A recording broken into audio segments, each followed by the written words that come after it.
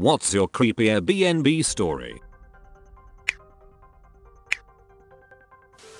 Stayed at one in Rome. The door had 5 deadbolt locks on it. The windows were barred. Found out why. Randomly throughout the day, people would try to open the door and look through the windows. Multiple times we would turn around and see people peeking through cracks between the curtains. We weren't even there a lot. Usually a quick meal and drop stuff off, then back out to see the sights. Really nice place though.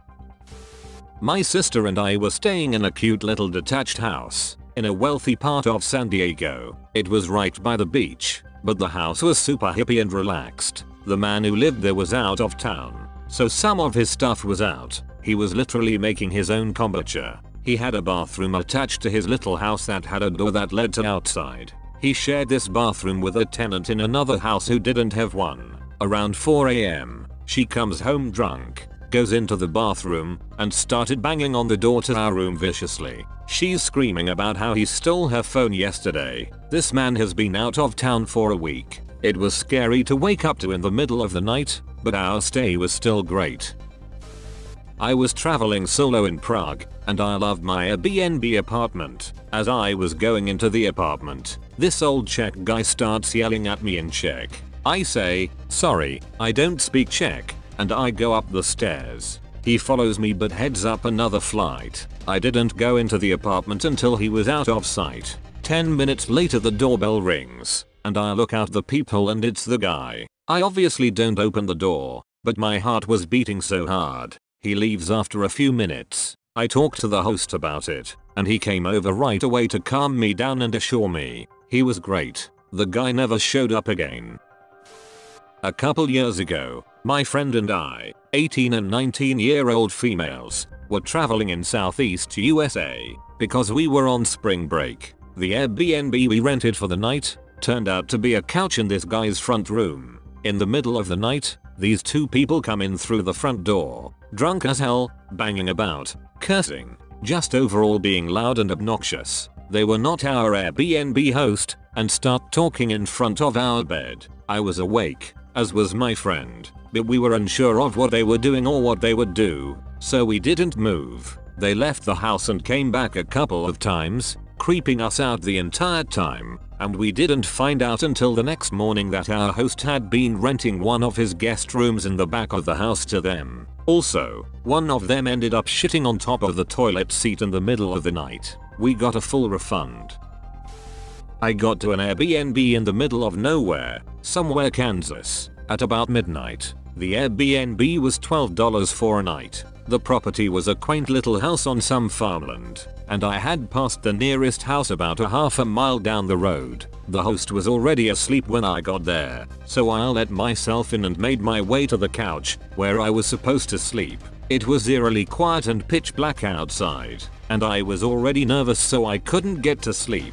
The living room was decorated with all kinds of random artifacts and treasures. I was looking around and taking everything in. There were cool rocks and souvenirs, but most curiously there were weird religious objects and books with cultish symbolism. I googled a word I saw on a tapestry, which turned out to be the name of the religion the host followed. The religion revolves around UFOs. The Bible they follow is basically just a categorization of hundreds of types of spaceships. I was a bit on edge after reading that, but after much research, I concluded that it wasn't a murderous death cult, just super weird. I also nosily read through a journal that was just sitting on a coffee table, where the host had written things about her travels. One entry was about how she traveled to Peru and saw a spaceship. She wrote about how she'd never seen one that close before. It was all very strange, but I eventually got to sleep regardless. When I woke up in the morning, the host made me coffee and unprompted began telling me about her religion,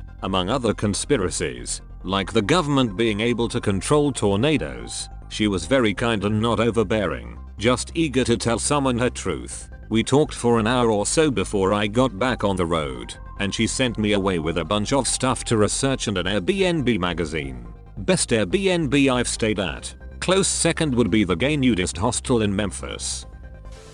I was traveling throughout Eastern and Central Europe alone, 18-year-old female at the time, and booked a private room through Airbnb. When I got there, the owner was not around. so I left my things in the room, locked it, and went exploring for a bit. At around 9:30 p.m, he messaged me asking if I wanted to go out to dinner with him.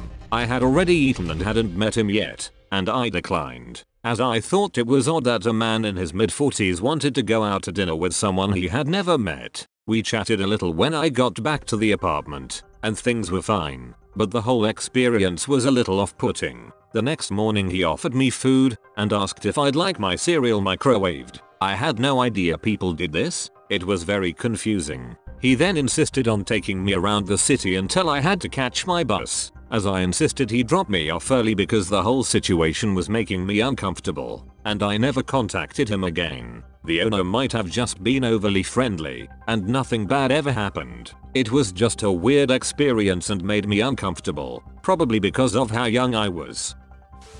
I stayed at an Airbnb, where every night my friend and I heard these footsteps in our apartment. They would walk down the hallway and into our bedroom to the foot of our bed. It literally would wake both of us up. We were sharing the bed there, and we'd look at each other scared. And no one was there. Normally, I'd say the sounds don't have to be a ghost, but man, this sounded like footsteps on the floor, clear as day.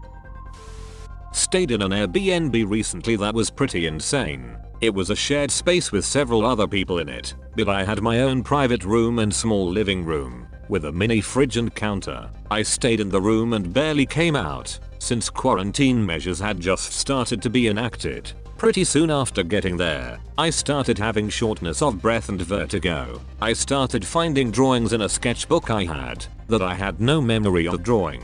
I didn't speak to anyone for days, and started getting really paranoid that someone was going to try to come into my room while I slept. After about a week there, I thought I had already died, and everything I was seeing was a hallucination to get my mind ready for death. I lived with that and other weird thoughts for another week, till I read something on Reddit about carbon monoxide poisoning. Called the gas company, and turns out, sure enough, there was a natural gas leak in my room. Lucky to be alive. Took weeks to get the host and Airbnb to even compensate me for my stay.